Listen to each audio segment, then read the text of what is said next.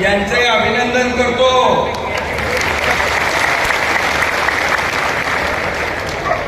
कारण एवढं कठीण काम त्यांनी सोपं करून टाकलं। कारण तुम्ही सहकार्य केलं, सहयोग केला आणि मराठी भाषेवर तुम्ही प्रेम केलं आणि म्हणून मराठी संवादाची भाषा तुम्ही शिकले।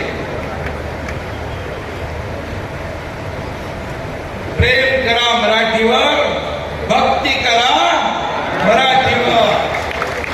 मराठी भाषा तोडणारी नाही, मराठी भाषा जोडणारी आहे, जोडणारी।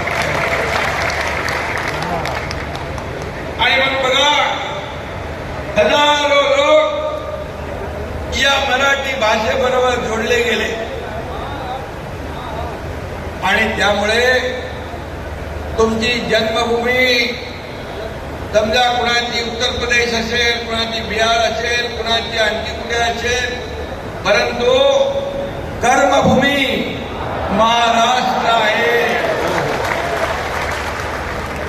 आणि म्हणून कर्मभूमीवर मराठी भाषेवर तुम्ही प्रेम केलं, त्यामुळे तुम्हाला मी धन्यवाद देतो।